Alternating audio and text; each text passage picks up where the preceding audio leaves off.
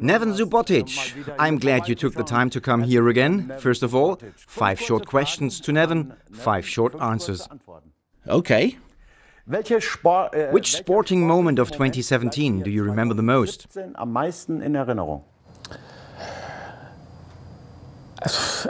The greatest moment was to be back on the field here in the match against Bremen. Hier auflaufen durfte, zu Hause beim Spiel gegen Bremen. What was your highlight of the year off the field? Sicherlich meine Zeit. My time in Köln. We celebrated the European League participation. Miterleben, denn wir haben da den Einzug in die Europa. It was partly on, but also off the field. They are good at celebrating. Kölner ganz gut und das war Exactly. It's been a new and very funny experience. Describe 2017 with one word. Varied. Which person you got to know in 2017 made the biggest impression on you? Am meisten beeindruckt. Biggest impression? That's difficult. I'm impressed when I get the chance to go to Ethiopia. Nach Äthiopien zu gehen, sicherlich da zu sagen, dass eine Person. It's impossible to name a single person. Everyone's very impressive. Alle sind sehr beeindruckungsvoll. So let's take this answer then. Let's take the event, not a single person. All right, what's your wish for 2018? Vor allem Gesundheit. Gesundheit, ich glaube. Staying healthy. The rest will follow when you're healthy and working hard. Sich reinhaut ins Zeug, dann klappt das alles. Of course, we want to talk about you and the year 2017 a little more. The picture of a roller coaster ride also fits for Neven. Liebe Fans, ich möchte euch Dear fans, I'd like to say hello to you and to tell you some great news personally. ganz persönlich übertragen. That's how it started in January. Neven goes Köln. Great is a matter of opinion because it's contributing to the 0-0 between BVB and FC Köln. But if the fans on the South Stand are celebrating anyhow, you did something right. Subotic leads Köln back to the European competitions. Neven's path leads him back to BVB. The central defender fights for his place in the team. If the team needs him, he wants to be there. And the team does need him. And he's there. From the training ground to the Bernabeu within just a few days. Exciting times all year long for Neven Subotic. It's been an exciting year for you. In Cologne you experienced the carnival. How was that?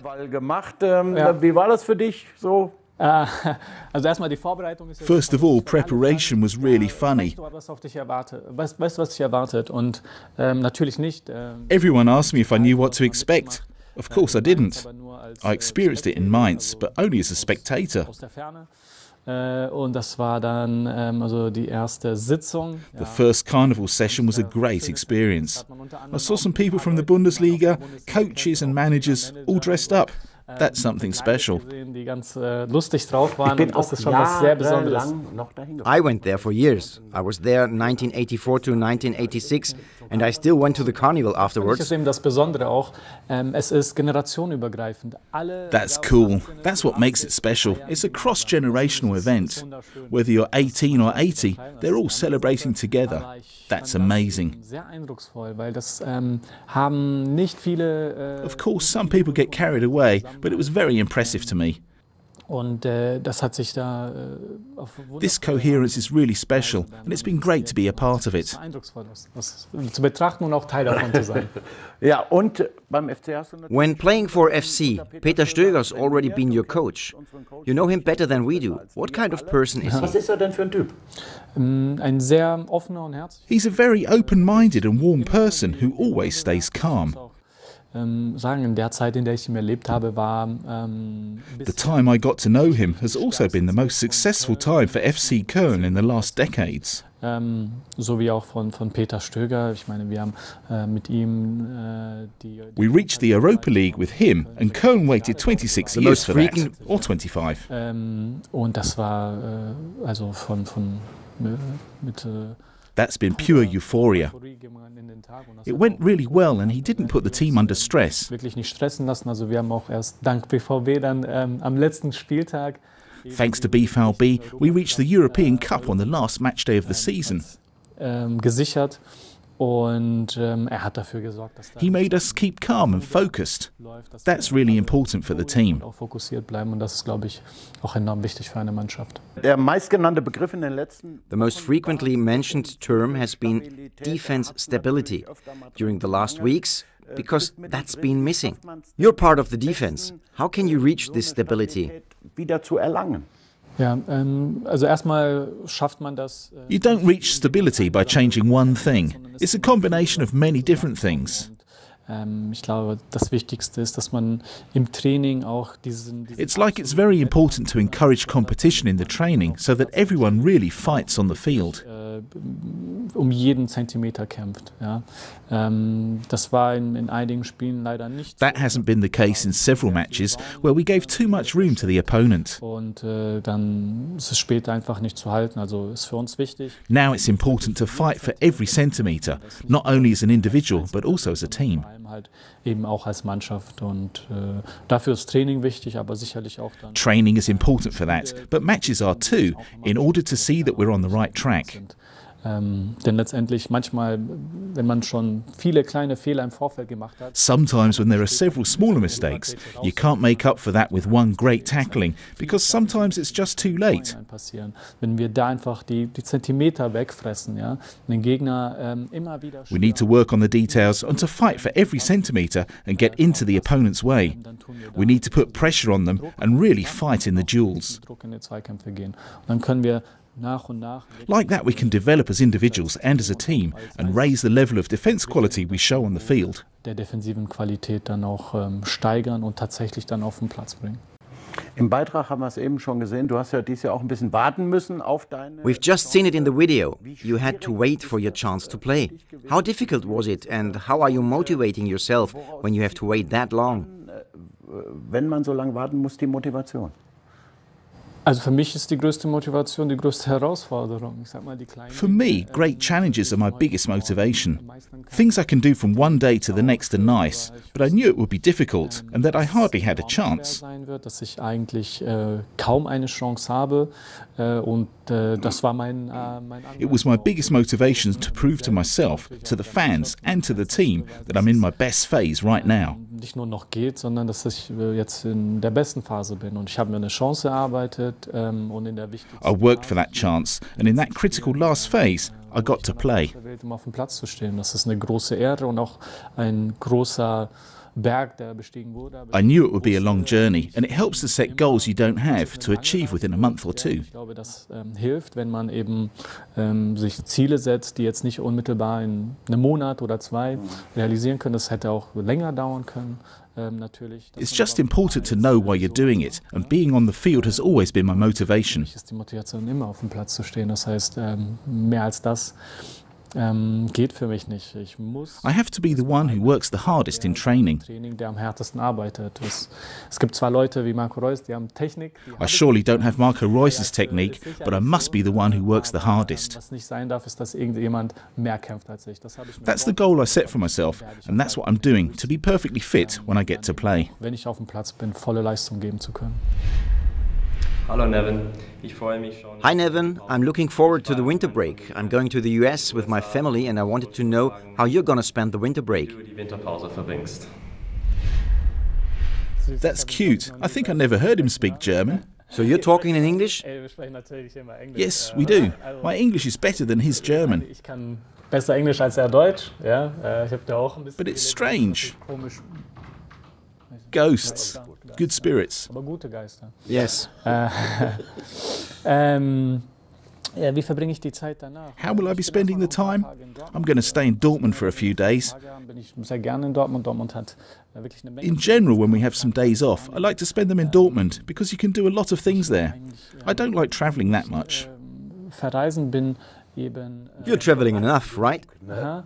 Wir verreisen genug tatsächlich, vor allem in den letzten Tagen bei Madrid. Exactly, especially during the last days.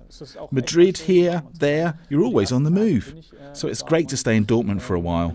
Mit meiner Stiftung in Äthiopien. I will be here the first days of the winter break, and then I'll go to Ethiopia with my foundation for a few days. On New Year's Eve, I'll be in Hamburg. We'll take a nice picture now. Foto. Nevin, I hope you stay healthy. I cross fingers for myself to do so. Me too. And for you too. Bye. Merry Christmas and a Happy New Year. Yours Nobby and Nevin. Und? All the best and happy holidays. Bye.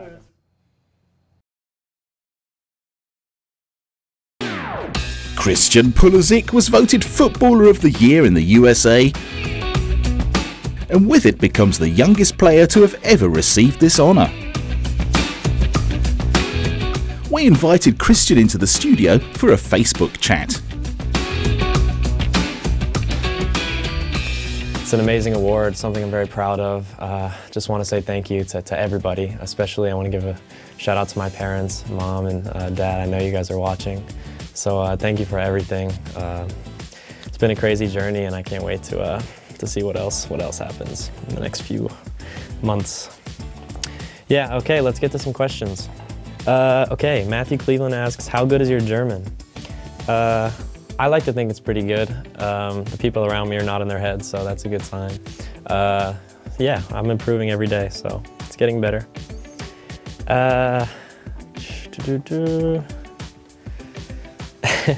Christopher White asks, how many hours a day should my son train? There's no specific answer. I would say let your son have fun with it. That's what my dad always did. He made sure I always enjoyed the game, but yeah, I mean, anytime he's out there having fun, just let him go play, but don't overdo it for him. Neil via Piano asks, what is the best moment so far being on the U.S. team? The best moment so far was me. I'll remember this forever. When I was playing in the Honduras game, we were winning.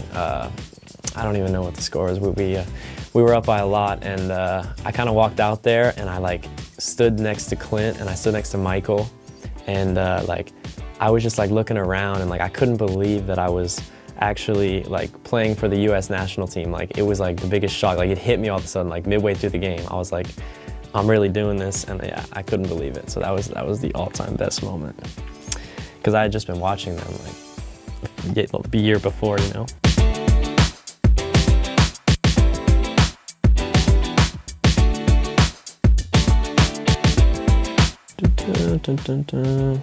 Okay, Brett Chambers, good question. What do you think are going to be the main factors in returning the U.S. team to where you want to be? I'd say it's continuing to grow our youth is definitely a big step, and I think it was really cool to see in the Portugal game, you know, some younger talents out there, and continuing to develop them. You know, players playing in Europe like I am, I think is really helping players improve, and I think, you know, kind of you know, building the team up that way, and yeah, see what we can do, and that's definitely the first step. Alan Echeviara. What do you miss about the U.S. that you don't get in Germany? People ask me that all the time. Obviously the food. Every day I would just want a nice big cheeseburger or Chipotle burrito or something. I miss that a lot. So yeah, that would definitely be the biggest thing. Janet Felix asks, what are you most looking forward to in 2018? Yeah, I'd say just the soccer season mostly. I'm just really excited to start a new year.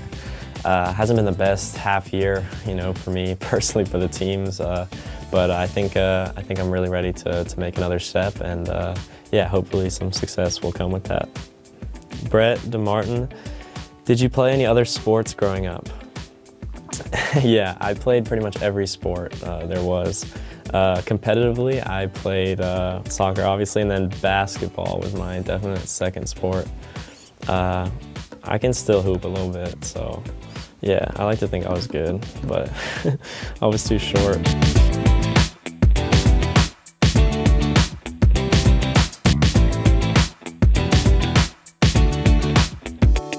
thank you guys for everything. A lot of nice comments, a lot of funny stuff. Okay, Brian Marlin asked, this is a good one. Favorite Christmas memory as a kid? I have some of the best Christmas memories. I just remember sitting in my cousin's basement, I guess, like waiting at the top of the stairs to run in and waiting because our parents would set like a time, like, okay, 8:30 we'll open presents or something. And we would all wait and we were looking at the clock and we were just waiting, and that's definitely the best moment. And then you all run in and you're so excited, the whole family's there. So that's what I'm definitely most looking forward to. Maybe it's not exactly like that anymore, but okay, Philip since asked, do you know any other crazy guy like Oba? There's nobody quite like Oba. He's an interesting character, man. He's funny. He's a great guy though. He's become a good friend of mine, and yeah, obviously a joy to play with. But that's one thing. He's definitely a character off the field. Paul Beegler, do you believe you're currently playing at the level of your fullest potential? And that's a clear no. I think I still have so much more room to improve. People ask you, what can you improve on? And I think it's really everything. I think that you just gain it with experience, and I felt myself getting so much better just in this past year, and I want to continue doing that because I never truly believe you can be at your full potential, and yeah, there's always room to improve, so that's what I'm going for. Okay, this is a great question. Marissa Scalora asks, do you ever wish you could live a normal life and go to college? It's something I think about sometimes, and yeah, I see my friends, I follow, what they're doing, and yeah, I definitely, feel that sometimes. It would be cool to kind of experience, something different. Obviously, my career path has taken me here, and I haven't really had that whole experience, so it's something that I'm definitely missing out on, and yeah, hopefully, well, I'll never get to really experience it, but yeah, I guess it would have been cool. But yeah, that's it for today, guys. Thank you again so much for this award. It really is a huge honor. I still can't believe it. It's been a crazy year, obviously. Through the ups and downs, you guys have supported me and the team, and yeah, here's to a great 2018. Yeah, I want to wish you guys all a happy holiday season, and yeah, all the best, guys. Thanks.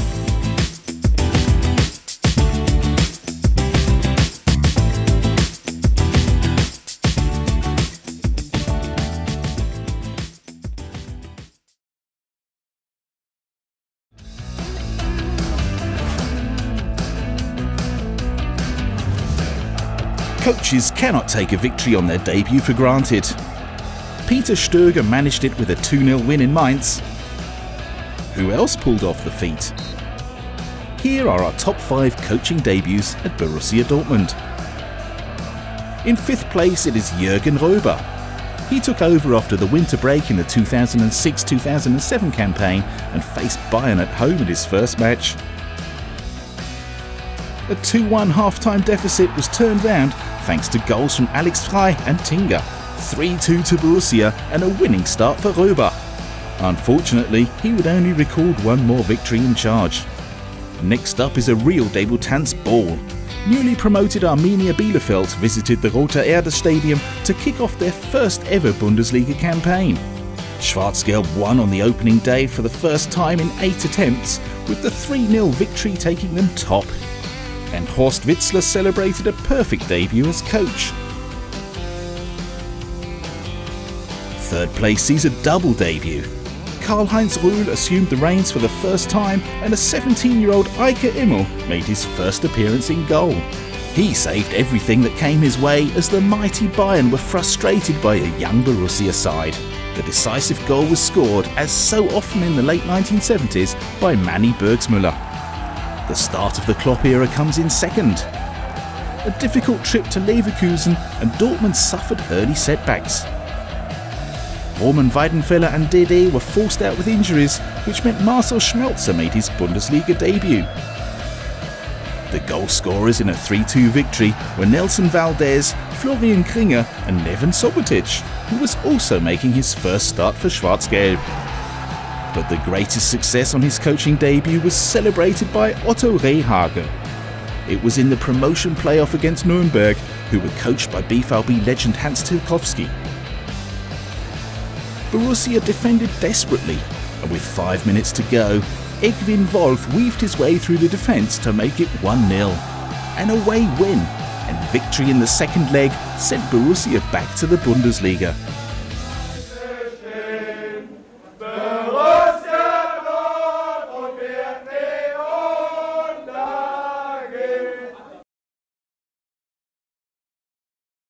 After a win in mid-week against Mainz, Peter Stöger now looks forward to his first game in front of the home fans in the Signal Iduna. Hoffenheim are in town, and there's a chance here for Dortmund to go above the visitors in the league and possibly even into third spot with a win.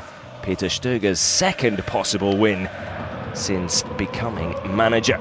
Dortmund would start the game very well. Yarmolenko with a chance in the opening minutes, but couldn't find the back of the net.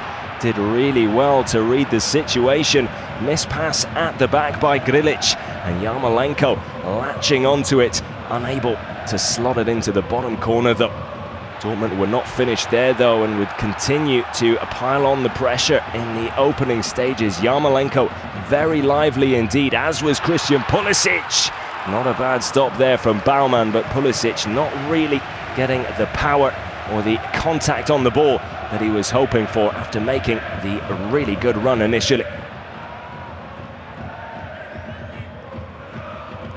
And things would continue in exactly the same fashion. It would be all Dortmund in the opening 15 minutes. Just about a quarter of an hour gone. Yarmolenko in the mix again, and Aubameyang with an audacious effort going for the back heel. The Dortmund top goal scorer, probably one of the only players capable of coming up with a finish like that. Baumann with the easy save in the end though. But again, Dortmund would just keep the pressure on, wave after wave of attack. Yarmolenko time and time again coming forward. The deflection off Grilic, taking it up and over the crossbar, and still Dortmund unable to break the deadlock. The score is still a 0-0 with less than 20 minutes gone. And then on 21, the deadlock would be broken against the run of play. And to everyone's surprise, Hoffenheim and Mark Uth with the opening goal of the game. A lovely pass initially by Amiri. You get another look at it here. And then the easy ball across the face of goal. And the easy tap in for Mark Uth with an empty net to aim at. Roman Bürki with very little he could do about it. And well, that would certainly dampen the mood in the Signal Iduna. Dortmund would try to fight back though. Socrates with the dead ball situation. Almost with his back to goal. The big Greek doing his best to try and find the target, but couldn't do so. Then again, just as we saw at the start of the first half, Dortmund would finish the same way at the end of the first half, and that's on the front foot, even though if they were trailing by a goal to nil. Yarmolenko, frustration coming through for the big Ukrainian. Pulisic on the move forward, does well to find Yarmolenko, could have arguably played it in a little more ahead of him. And Dortmund going into half-time feeling hard done by. Into the second half, and early on Hoffenheim would have the first opportunity. Amiri, great ball to find him, but Roman Bürki with a lovely stop to deny the Hoffenheim number 18. And that would be one of very few chances for Hoffenheim in the second half, because it would be Peter Stöger's boys in black and yellow who would dominate proceedings in the second period as well. Lovely play, and then the penalty for Dortmund. A clear foul on Shinji Kagawa. No complaints from the Hoffenheim players. Even clearer when you watch the replay. Posch, the guilty culprit. And upward step, Pierre-Emerick Aubameyang. A chance to score his 13th of the season. Has scored 2 from the spot already. Can he make it 3? Yes, he can. Bottom right corner as he slots it away. And Dortmund back on level terms. Peter Stöger back with a chance to pick up his first win in the Signal Iduna and keep the unbeaten run going, albeit a short one. Hoffenheim will try and bounce back though. Decent opportunity for Kaderabek, but well wide in the end. Could see what he was trying to go for. Curling one, looking for the bottom corner, couldn't find it though. And then Dortmund back to business. And how? What about that for a touch? And what about that for a finish? 89 minutes on the clock, and the youngest ever American Player of the Year, Christian Pulisic, stepping up yet again. A lovely bit of trickery to take it past Baumann, and then a finish cool as a cucumber to pick up all 3 points for Dortmund in dramatic style. And the Peter Stöger story off to a very, very good start indeed. It wasn't all over though. Dortmund would have one more opportunity, and Aubameyang, with arguably one of the worst misses of his career, the man who seems like he just cannot not score, was unable to find the back of the net, as was Mahmoud Dahoud, a late second half substitute. But it wouldn't matter in the end, because Dortmund would pick up all 3 points, sending them flying up the table above Hoffenheim and a few others into third spot. Well, Peter Stöger certainly having the effect on the Dortmund side, and it's exactly the kind of effect that the fans and everyone involved with the club will be hoping for, with Bayern Munich the next opponent in the DFB Cup.